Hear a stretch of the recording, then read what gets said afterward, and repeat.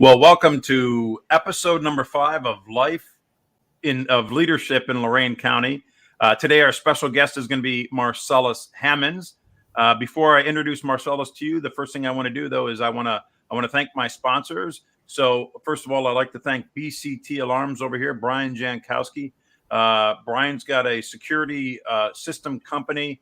The technology that he has these days, you can run the security of your house from your smartphone. Here's something for you. If you have a basement, you can actually get a monitor so that if your basement starts to flood, it's going to beep on your phone. So security systems are really interesting these days. Reach out to him if you have some questions. 877-215-0763. I also want to there we go. Also want to say thanks to WOBL, WDLW, Renee and Gary Tillett. WOBL is AM 1320 and FM 107.7. WDLW is AM 1380 and 98.9 FM. So yes, they do have an FM broadcast as well. So thanks for joining us. I want to special thank you to Marsalis Hammons. Marsalis, how are you doing today? I'm blessed. I'm blessed to be here. The sun is shining. It's Saturday, so I'm just grateful for this opportunity. Yeah, and I am so thankful.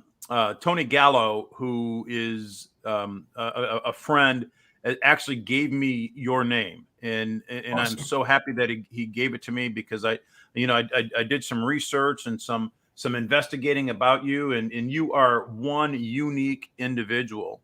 And you know what we're going to do is let's start off with a pretty simple question. So first of all, tell me a little bit about your organization, sure. Leaders of Today. Sure. So Leaders of Today is a nonprofit organization based in Lorain County. We serve primarily Elyria and Lorain, but we're designed for high school students within Lorain County. And our mission is to provide leadership in the classroom, locker room, and in the community. And, it really started when I was in college, and then it just grew and earned a 501c3. And now we've been operating for 3 years, going on 4. So it's just a blessing to see the growth. Yeah. So what motivated you to start this organization? Give us some background of you. Give us some Sure. background of your life, where you went to high school, all this good stuff. Yeah, so just to kind of give a little bit more detail. So our exact mission is provide tools and resources to high school students to promote positive leadership in the classroom, locker room, and in the community. So when you break down the tools and the resources, I really came up with that because I felt like in high school, I didn't have access to all those tools and those resources that I found out were essential when I reached college. Grew up in Elyria and Lorain, single parent household, grew up in a neighborhood where a lot of individuals didn't have the opportunity to follow their dreams, whether it was because of family matters or poor decisions over time. So I've seen that cyclical nature of, I don't want to say failure, but of kind of living below our means, right? Not reaching our full potential. And it was early on that it clicked in my head. I said, you know what? I think education is my best way to go beyond my environment and reach higher. In high school, I played football all 4 years, very active in sports and in community-led activities. But I made some poor decisions over time. And my 11th grade year, I actually was expelled from high school for some poor decisions I had made. And that kind of opened my eyes up to like, okay, what direction are you going to choose? Like this time, what you do now is going to determine your future. And it was a rough year. My dad had passed away my 11th grade year. I tore my labrum in football. So it was just like a lot of things shifted. And I realized like, okay, I got to make a decision for myself. And I turned it around my senior year and was accepted into Cleveland State University as a first-generation college student. So I was fortunate to have my dad with me until recently, actually.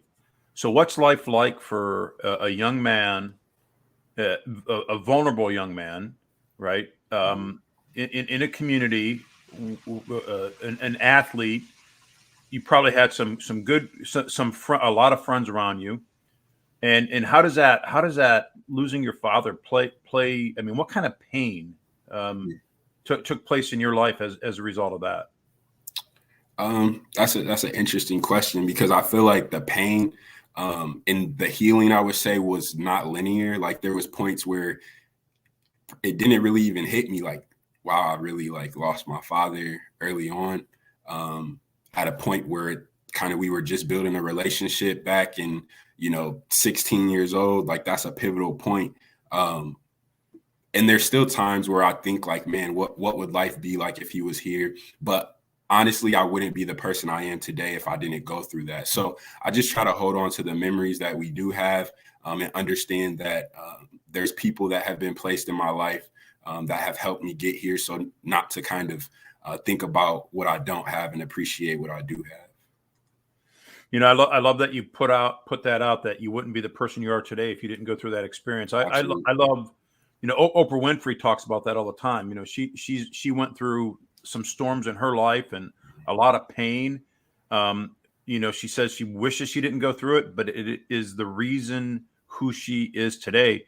And she's quote unquote been the change that she wanted to see. Right. And that's the same type of philosophy you have, right? Absolutely. Absolutely. And that's tough too sometimes, right? Because it's not just being the change that you're comfortable with, it's being the change that you wish to see. And sometimes that change first starts with us. Most of the time it starts with us. So that's a forever going process. But that's my motto. Yeah. So I'm gonna jump to a question. Okay. Because right, it's all about personal growth at that point, right? Yeah. So what is your plan for personal growth? How did you develop that? Why did you make those decisions? Talk to me about that, a Sure. plan for personal growth. Sure. So, and I'll be honest with you, Bob, when you sent over a few questions, and it really made me think. Like some of those questions you asked, I had never considered, and I'm so grateful that you sent them because it kind of made me really ponder and think. And I wrote down a few things here, and it's fairly simple, and it's more about where I'm at right now. So it has nothing to do with kind of where I'm going or more of what I've been through, but understanding like exactly where I'm at right now. I would say my personal growth plan is letting go of the past. I've been through a lot of trauma. I've been through a lot of ups and downs, but I realize sometimes we hold on to the past so much that we can't receive what's present or what's ahead. So letting go of the past. Second, becoming more mindful and focusing on the present. I'm 26 years old, and I've been fortunate enough to have a lot of great experiences that many people haven't had a chance to experience at my age. But that also comes with being able to be present, right? And not always thinking about what's the next move or what's coming up next. What do I need to prepare for? And just being present and being mindful of where I am right now. And then the third thing is practicing patience. In this new year of 2022, I've realized that patience is something that I really need to work on. And this thing called life is not just a race; it's a marathon, right? It's a longevity. It's a longevity journey, and I understand that I have to have patience along the way. So those would be my three things. Marsalis, as soon as you figure out how to have patience, write a book. I'll be the first purchaser because that is something that I'm nearly 60 and I'm still working on that. So Okay. I'm glad at 26, that is something that's entered your mind, working on patience. We could all do with a little more patience, couldn't we? Yes. So you talked about the trauma that you've been through. So there's a book, and it's just a real interesting book. It's an academic type of a book, It's a tough read, and I don't read well, but I've listened to it on Audible. But the point of the book, or the name of the book, is The Body Keeps Score. The point of the book says that you've been through trauma. You need to identify the trauma. You need to deal with the trauma. And once you come to grips with the trauma, it's time to move on. Don't forget about it. Don't hide it. You need to deal with it. Is that something that you've done? Have you dealt with it? Absolutely. It's something that I've done and continuing to do. And like I said, healing and progress is not always linear, right? We go through these ups and downs, but our mind, like you said, we keep score. So sometimes when we forget the progress that we made just because we may be at a low point or kind of, having a tough day. But it is something that I'm facing and continuing to face. And like I said, being more present with myself and being gracious with myself. Sometimes we can be our biggest critics. Yeah. So I'm going to step back again a little bit. So you probably don't know about me, but I actually taught at Elyria High School for 5 years. So it was part of my journey was to a teacher. I coached wrestling. I coached football. I coached track and field while I was at Elyria High. A lot of great people that I know and still talk with out there. There are some really good mentors. So did you have a mentor growing up? Who was the mentor? What did they teach you? How do you incorporate that into your life today? Yeah. So I think the word mentor is kind of, it's official enough to sometimes where we think we have to have like a designated mentor, but sometimes that relationship is created organically. I would say I really didn't have a lot of mentors or role models growing up. I more or less learned from others' mistakes and like realizing like, okay, that's something that I don't want to do, or that's something that I should avoid. Like I said, I lost my dad at a young age. And before that, I lost my grandpa when I was in 8th grade. And he was like a huge pillar in my life. Someone who kind of laid the foundation of what a man should be. For me, seeing that was a everlasting impression even today. But as I grew older, my mom was very adamant on getting me involved in like youth programming, community events, youth organizations. And I was led to join Big Brothers Big Sisters. And at the time, it was like every match didn't work out. Like they would bring me in and say, hey, we got someone for you. And then it kind of just faded away. And then the final match that I ended up getting was with a gentleman named William Hopkins. And we learned that we were related, like 3rd generation cousins, and he was familiar with some people in my family. But I say all that to say that he was instrumental in my life at a time where I was going through transition. And it wasn't necessarily what he did. It was just how he carried himself, right? Always being consistent. And that was something that I didn't really have growing up, was that consistency in my life. So just him being there, he was a big mentor for me. And even to this day, we still have a great relationship. Say his name again. His name is William Hopkins. William Hopkins. Yeah. So there's a name. Well, great man of God. And just always there, and it was interesting because we experienced some difficult times in our lives, not together necessarily, but we both experienced some things. And at the time we were still, he was my big and I was his little. So it just gave us another level of like, just understanding and a level that we could relate to each other. But even when I went off to college, he was always there.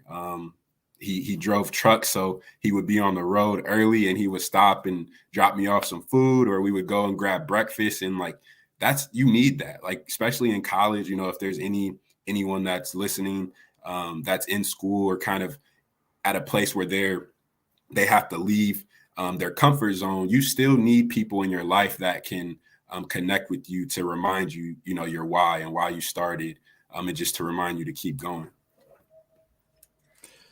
Yeah. Let's park on that for a minute. Your why, right? Your why. Talk to me about what does that mean? What is a why? I would say the why is your reason for starting before you started. Like, what was the seed that was planted in you to say, hey, this is what I want to grow into, or this is what I want to grow to be. And, just to kind of metaphorically, when you think about a seed is planted in the ground when nothing is there, right? And it's dark, it's dirty, right? People step on it because you don't see the growth. So a lot of times it's at a very dark place, which I can say that I was at in many of times. But that was when it started. That was my why, and saying, you know what, like, I know that there's more. I know that what's been placed inside of me is to be shared with others. So let me cultivate this, right? I may not know, but others, nurture that along the way. You sprinkle what it needs along the way, and it grows over time. Yeah, a little bit of moisture, some fertilizer, Some sun, right? some sun, right? I love the metaphor. So you've alluded to this with the metaphor, and back in the beginning, becoming the best version of you, right? Becoming the person that you were created to be.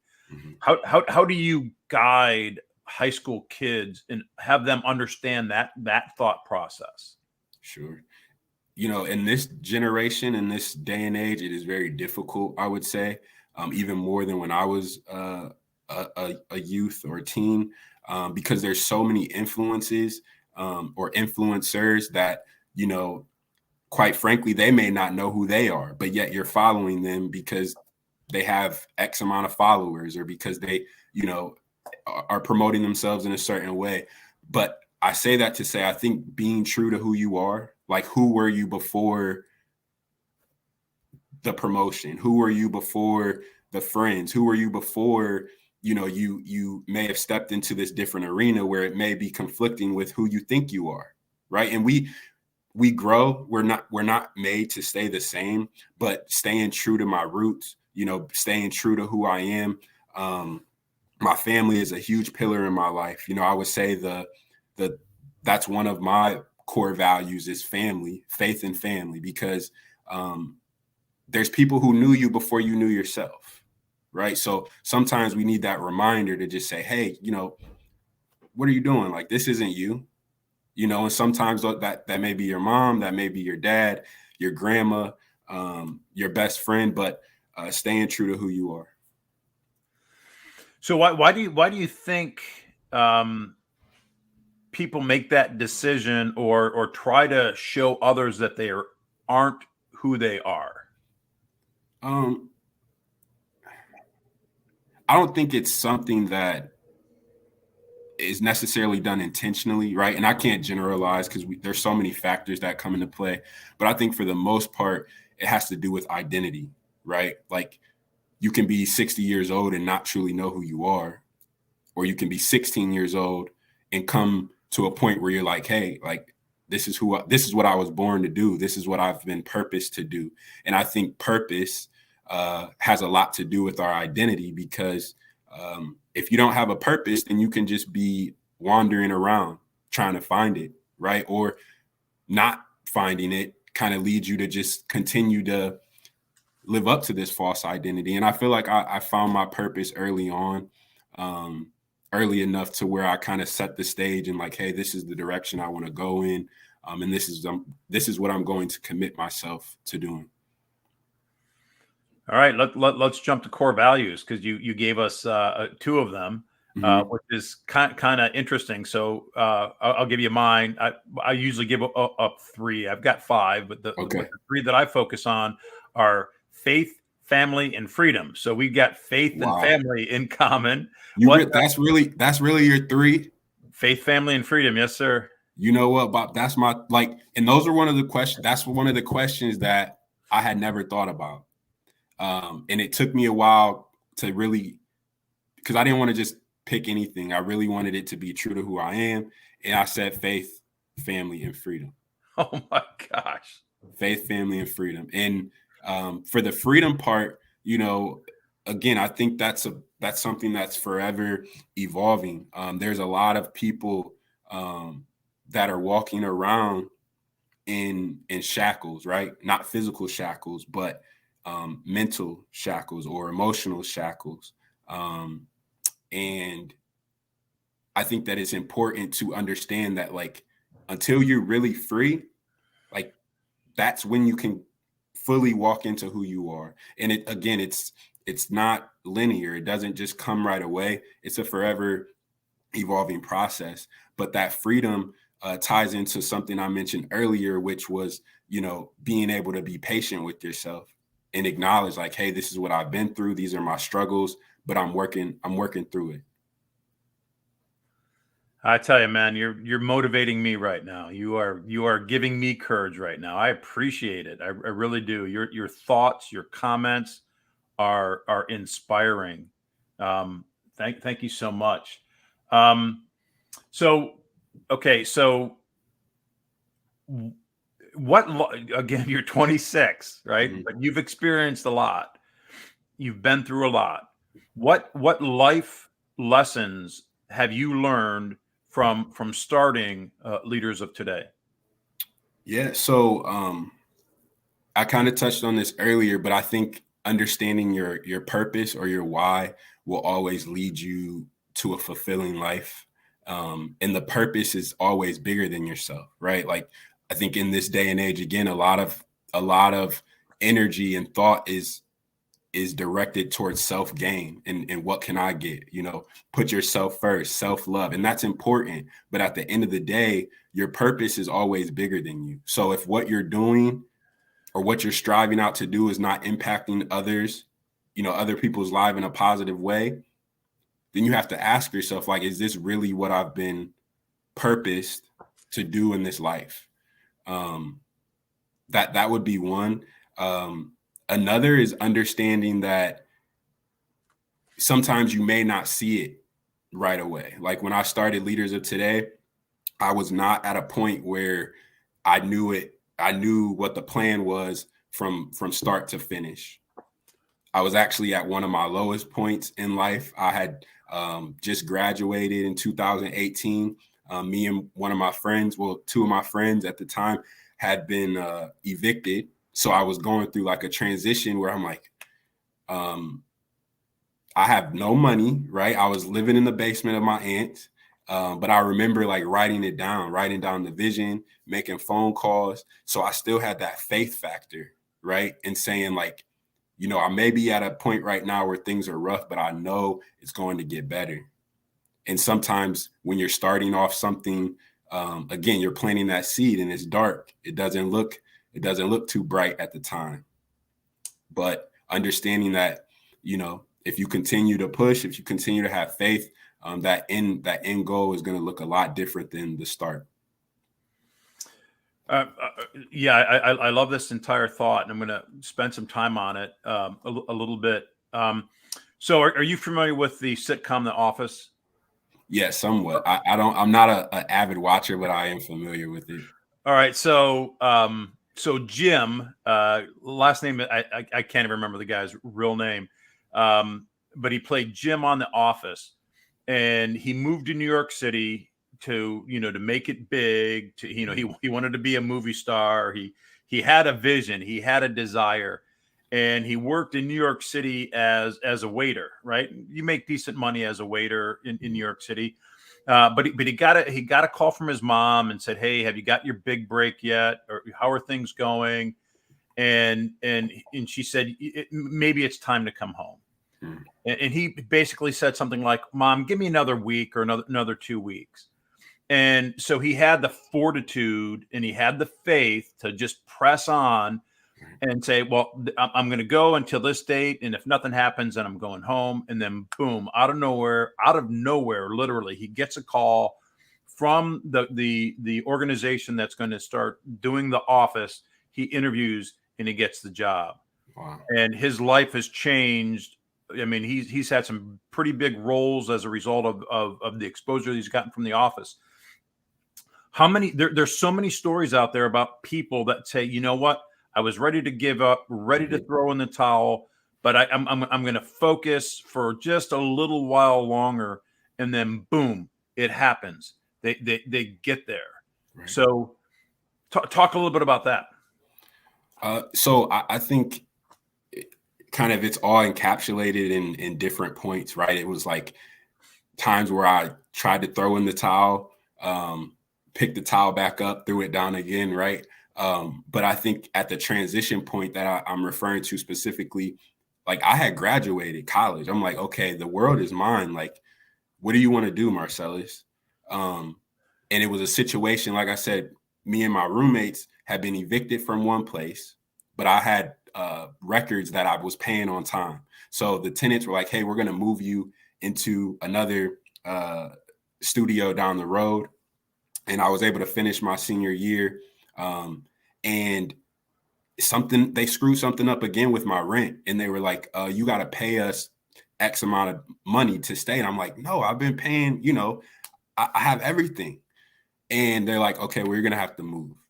So I did not plan on coming back to Lorain County at all. Like this was something that, like when I started Leaders of Today, I thought like, okay, maybe it'll be in Cleveland. Like, maybe I'll work in a certain neighborhood, in a certain school, like connect with some of the principals, whatnot. But like, I think that's an example again of how what we think and how the route that we think it might take to get there, like it may not look that way. And it didn't make sense to me until I came back home. And again, I was living in my aunt's basement. Like I had 6 months to get out, no job. And I was just like, I'm trying to start a nonprofit when I don't even have nothing right now. Right. But God made a way. I was able to find employment, but I didn't lose the focus. I didn't lose the vision. And it clicked in my head. It was like, okay, well, what other place would be better to start Leaders of Today than here, right? Than Lorain County, your hometown, the neighborhood you grew up in, the community you grew up in, and there's a dire need here. I understood that, Cuyahoga County, the Cleveland area, it's a lot more saturated, and we're only 30 minutes down the road, but we don't see a lot of the benefits sometimes that is experienced in Cuyahoga County, the opportunities. So it was just a revelation to me that was like, okay, this is why I went through this. This is why I'm here. Let me accept it for what it is, right? And continue to strive and do what I feel like I've been purposed to do. Amazing. Your story is so awesome. So now you're running this nonprofit and you have a full-time job, right? Yes. Yeah. How complicated is that? Well, it's one of those things where it's like, what's your perspective towards it, right? Like if I continued to look at it as a burden, I wouldn't still be here today. But I understand that it's something, again, that's been placed in my heart to do, and it's bigger than me. So I don't look at it as just a hobby or an add-on anymore, but it's something that is at this point, it's a part of me. But I also had to challenge myself to grow to a point where it's like, okay, Marsalis, now you have to formalize this beyond just your own thinking. Like you need to add some tools to the kit that can help you bring this vision to life beyond just what you think. And that specifically happened in 2019, about a year later after I had returned back home. And I had to formalize a 501c3, you have to have a board of directors. So I reached out to individual professionals, individuals that knew who I was growing up or that I was connected to during my undergrad. And I just laid out the vision and told them like, hey, like I would like for you to be on the board of directors and kind of help, advise and lead, no pun intended, Leaders of Today. So as of now, we have a board of directors of 12 people, and a few have dropped off since we started. But just understanding like there's people who trust me enough to come alongside and say, okay, I'll help you. Like, that's a reminder too, like it's bigger than you. When you can influence others in a positive way to see the vision and to follow you in a way where it's not in vain. It's not because they're caught up with you, but it's they understand and believe the vision that you set out to do. Yeah, I think it's kind of interesting. So again, this is number 5 in the podcast, and every single one of the people that I've interviewed before have either said specifically or alluded to the fact that it has to be bigger than you. Yep. Do you have any thoughts on that? Why does it have to be bigger than you? I think because we don't live, in a world where everything is revolved around us. Like, there's times where I need my thoughts to be challenged. I need my ideas to be challenged. And I don't know everything. Like, at the end of the day, I don't know everything. So there's always someone or a subject matter expert or someone who has more experience than you that can help you. Like, if I take away leaders of today and ask myself, okay, how did you get here today? It was because I asked a lot of questions, and I only asked questions because I knew others had the answers that I didn't have. And I'll never forget, I was in like the 4th grade, and I won't say the teacher's name because she might be listening or she might still be in the district. But I would always ask a lot of questions, always. And one day she said, you know what? She put a cup in front of me with some popsicle sticks. And she said, when those popsicle sticks are gone, don't ask any more questions. And I don't know how I reacted in that moment, but it always stuck with me and it inspired me to keep asking questions because I understood that was my only way to learn. That was the only way to where I would get to where I wanted to go, by asking questions and being vulnerable enough to say, you know what, I don't know. Let me reach out to someone who does.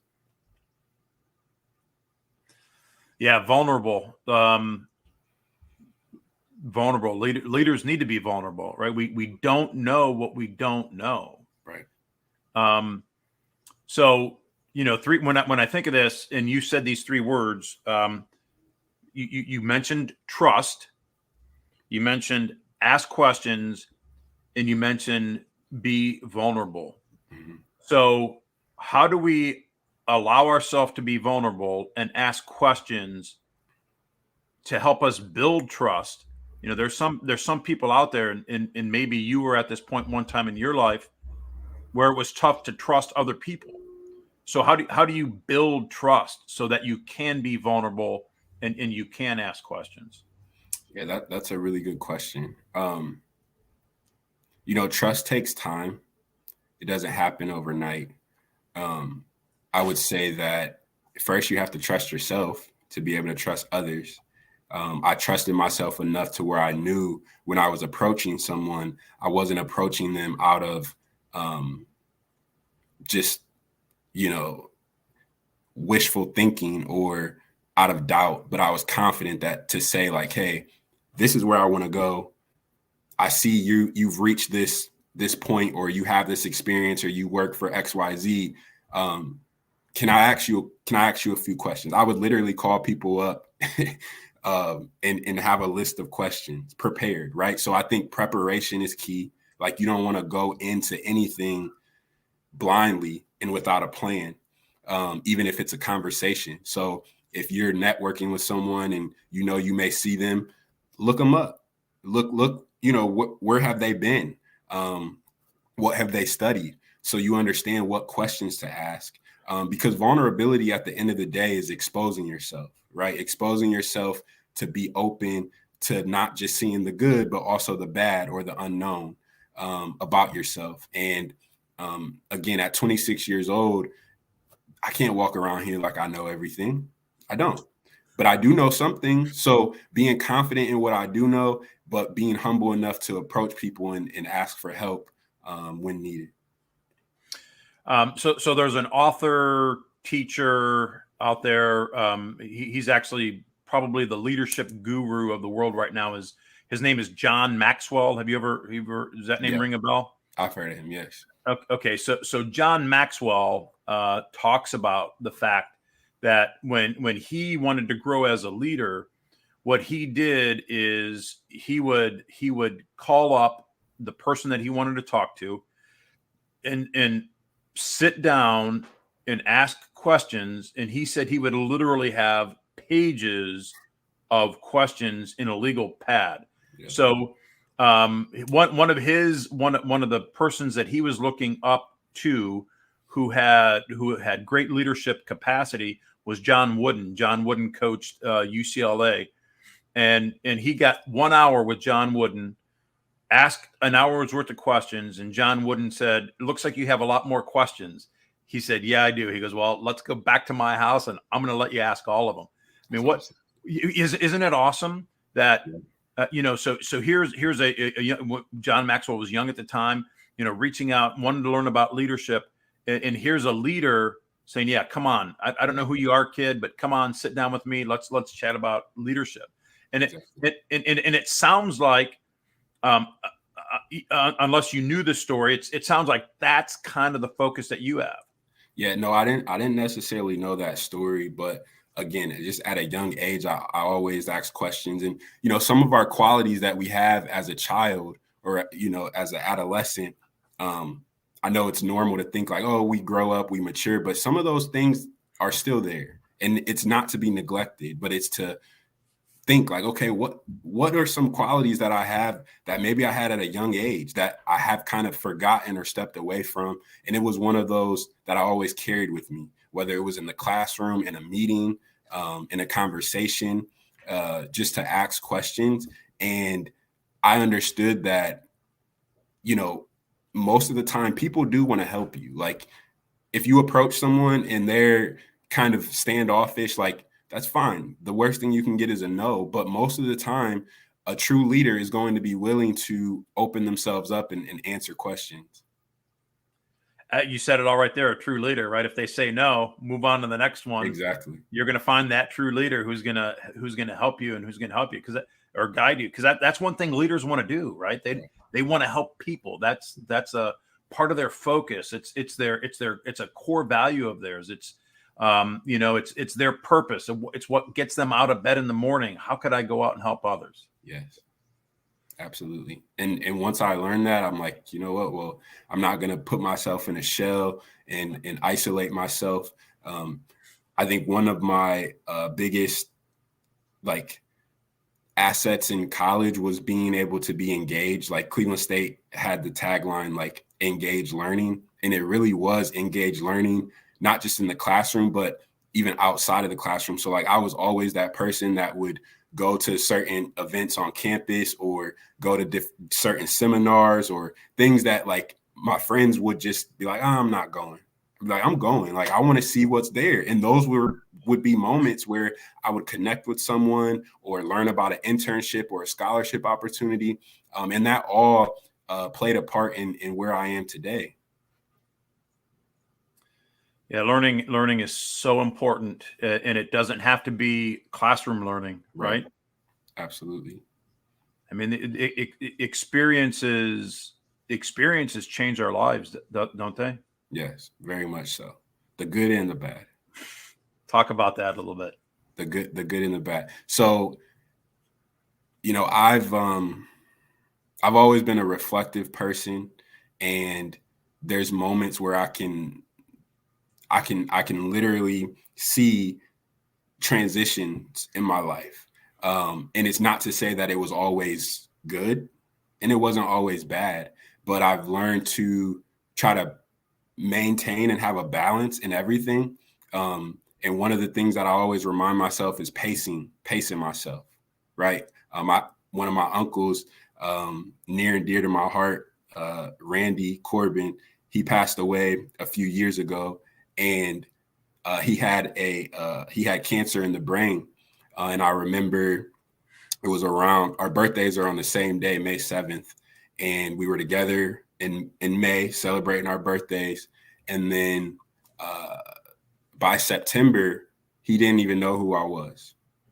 And I remember me and my aunt were I think it was like Memorial Day. And we were driving around because we kind of knew like he needed to get out the house and we wanted him to see some family. And he was sitting in the car. And again, he mentally, intellectually, he was not there, but he looked at me and he just said, "Pace yourself." He was eating a piece of cake, actually. And I said, "You better slow down, like slow down." And he was like, "Pace yourself." And he just looked at me and repeated that, "Pace yourself." And I'm like, man, like, why is he telling me this? Like, and till this day, it's always stuck with me because I don't think that there's no coincidence that he told me those words in that moment. And over time, understanding what I've experienced, right? The good and the bad. Sometimes we're on this fast track to success. We're on this fast track to achieve, but you can get burnt out. You can get burnt out. And I've always tried my best to remind myself to pace yourself. Like even in a race, if you take off full speed, you're gonna run out of breath probably halfway through the race. You know, if it's a long race. Life is a long race. It's a marathon. So understanding that I have to be willing to pace myself through the good times and the bad, and understanding that it's not to discount or discredit any of those experiences, but take it for what it is, and be patient enough to look at it as a learning opportunity. We're going to go back to a word that you said at the beginning of the interview. You put it like this: I don't want to call it failure. Mm-hmm. All right. Let's talk about that word failure. Sure. All right. In the questions that I sent you, it's the last question. It says, "How do you define failure?" Right. Well, before I answer that question, Bob, I do want to talk about success because I think, you know, they go hand in hand with each other. And when I think about success, it's pretty simple, and it's just being better than you were the day before. Being better than you were the day before, whether it's physically, emotionally, spiritually, mentally, like, are you better than you were the day before? And I think when it comes to failure, it's simply feeling as if you can't be better. Like when you come to that point of accepting, like there's nothing beyond this. Like this is all that is for me. And I challenge anyone that's listening. If you can find 1 ounce of hope to be better than you were the day before, then you didn't fail. Like failure really is non-existent to a person who understands that that there's always a tomorrow, that there's always a lesson to be learned. So I don't want to put too much energy or focus on failure, because really what's failure to someone can be success to someone else, or a learning opportunity for someone else, right? So it's just the way that you perceive it. And us as humans, us as, emotional beings, we're always going to be hard on ourselves and think that, okay, I failed. But again, I challenge others and even myself to be gracious to each other, to ourselves and to each other, because there's so many aspects in this world that are trying to tear us down, or conflict us, or contribute to us doubting ourselves, that the last thing that we need is for us to doubt our own selves. And again, I'm saying this, but again, I've experienced it even now to this day. I'm going through some things that it's like, if you're not willing to believe in yourself, how can you expect anyone else to believe in you? So I would say that's my definition of failure, when you simply accepted that there is nothing better or nothing more that can be achieved. What do you say to a person that's afraid to step out because they're afraid to fail? Mm-hmm. Well, again, I would say, what is failure? Like you stepping out is one more step than you did when you were at the place you were at.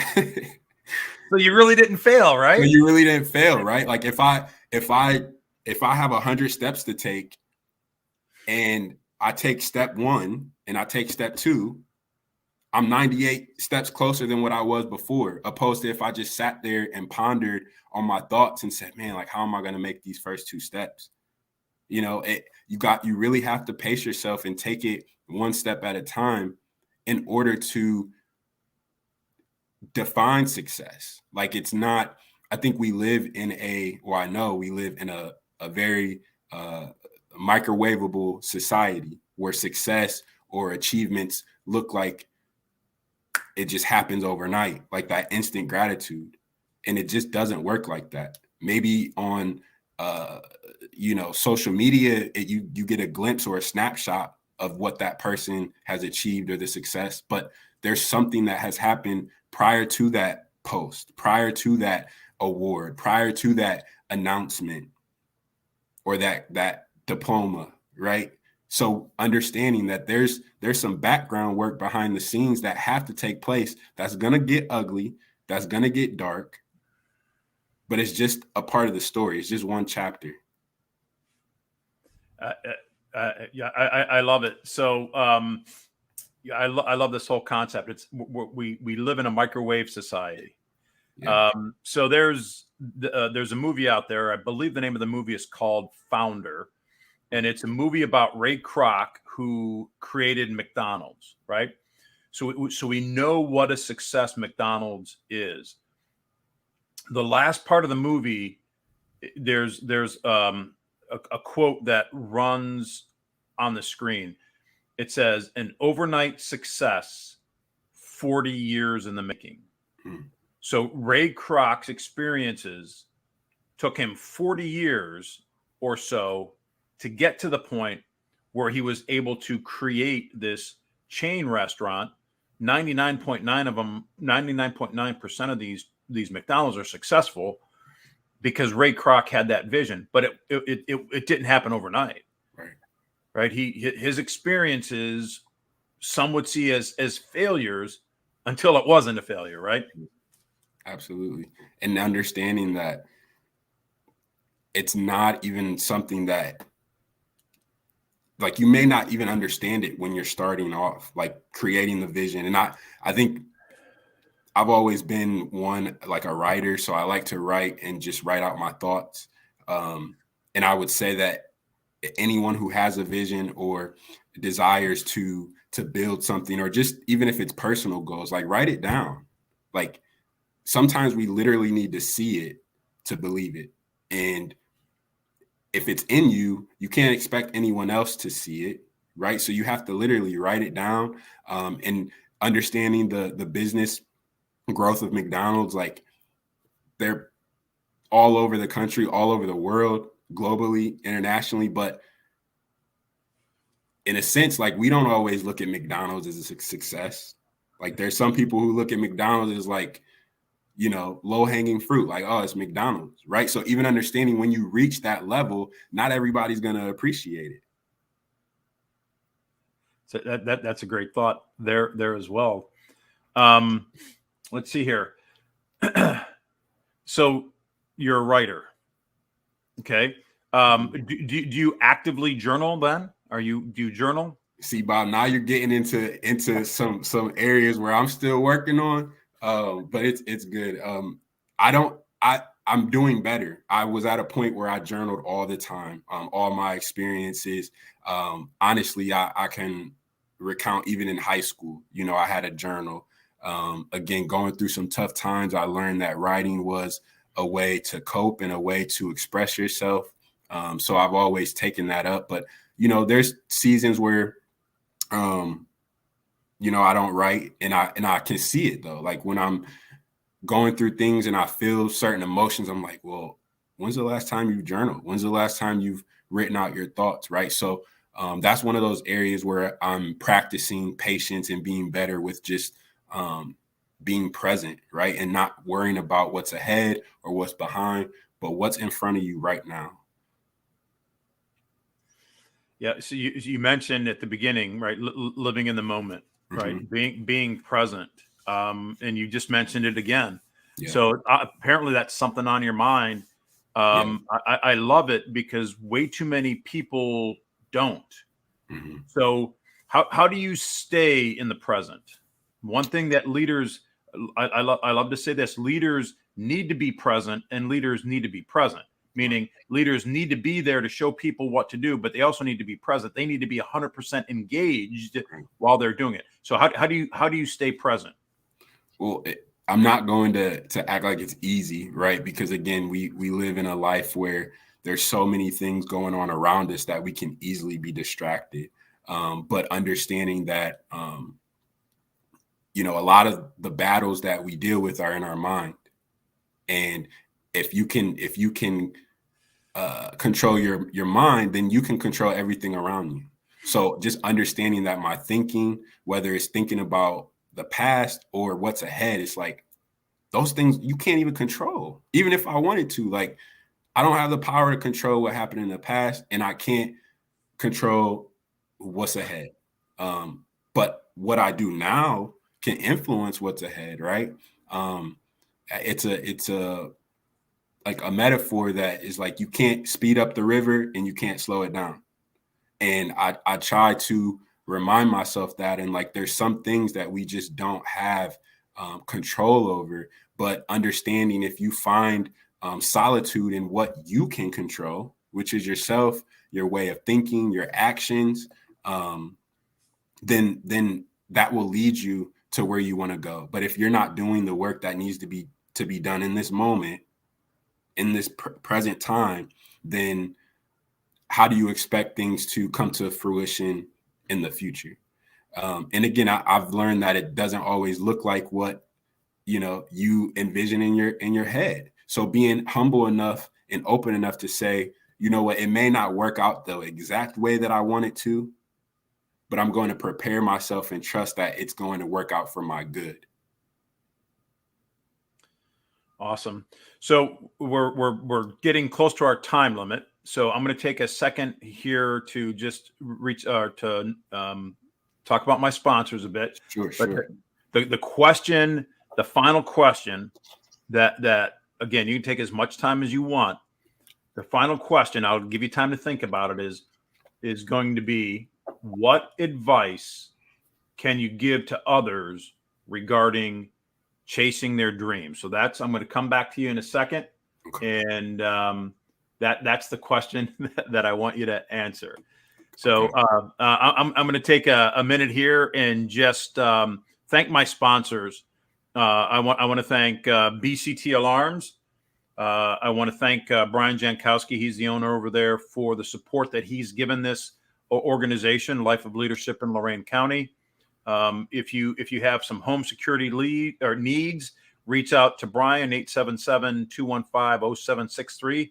Tell him Bob sent you. Also, I want to thank Renee and Gary Tillett, WOBL AM 1320 and 107.7 FM, and WDLW AM 1380 and 98.9 FM. I also want to thank the Morning Journal. If you picked up Sunday's Morning Journal, the Sunday edition of the Morning Journal, you'll see a full page ad in the newspaper regarding Life of Leadership in Lorain County. And I want to thank Colin for all the work that he did on that. Folks, we're so thankful that Marsalis made a decision to come back to Lorain County and do life, do life in Lorain County and train up leaders in Lorain County. But what we need to do is we need to support our local businesses. And the Morning Journal is a local business, a newspaper. If you love sports like I do, they always have great articles of concern about sports and local information. So let's support our local businesses, not just one day a year, but every day of the year. There's a lot of great things in Lorain County, that a lot of great companies, a lot of great individuals that we should reach out and support. Okay.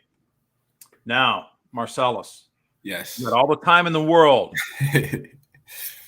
What advice can you give to others regarding chasing their dreams? Their dream. Well, I'll have to say, Bob, a lot of it I feel like we've talked about throughout this show. But just to reiterate, if you have first, finding your purpose, right? And your purpose is always bigger than you. And once you find it, holding on to it and trusting it enough to write down your vision, make it plain, write down your plans, your desires, because once you see it, then you can bring it to life. I would also say, after you write it down, pace yourself, be gracious to yourself. Like, you have to be willing to experience the journey in order to appreciate it. So don't get caught up in this microwavable society or air fryer society that you need it as quick as possible, because that's just not the way it works. So be patient and pace yourself. And then lastly, I would say don't suffocate your dreams to revive someone else's.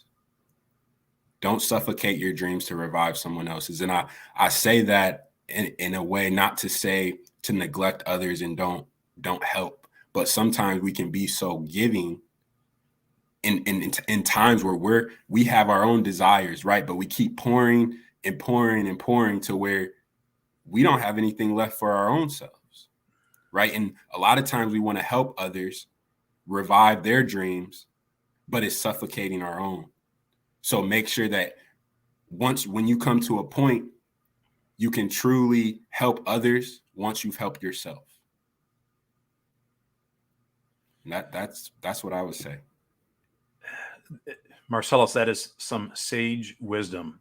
At age 26, the wisdom that you have is absolutely amazing. So thank you for sharing the time with us today. I appreciate. Oh my goodness, I appreciate so much the fact that Tony Gallo put us in touch with each other. To Tony. Great person. This experience, this life of leadership in Lorain County, your voice, let us know what we can do to help you. We want to be part of helping your organization, because we need to train leaders of tomorrow. And you know what? There's a lot of great leaders in this county, and if we do it together, we can accomplish great things that our minds can't even conceive at this point. Absolutely. You hit it. You mentioned something, Bob, too, that I always chuckle at, because a lot of times people get leaders of today mixed up with leaders of tomorrow.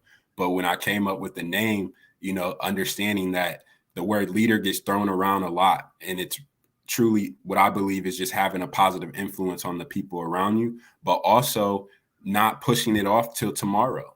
Like, tomorrow is not promised. So how can you be a leader today? What steps, right, can you take today? So hence leaders of today. But again, I appreciate you for bringing me on, and I appreciate Tony, for spreading the word and recommending me. He's a gem for our county, and I'm grateful for all the work that he's done with the Chamber of Commerce. For anyone who wants to follow Leaders of Today, you can follow us on Facebook at LOT440 or Instagram at together_we lead. You can also view our website, which is www.leadersoftoday.org.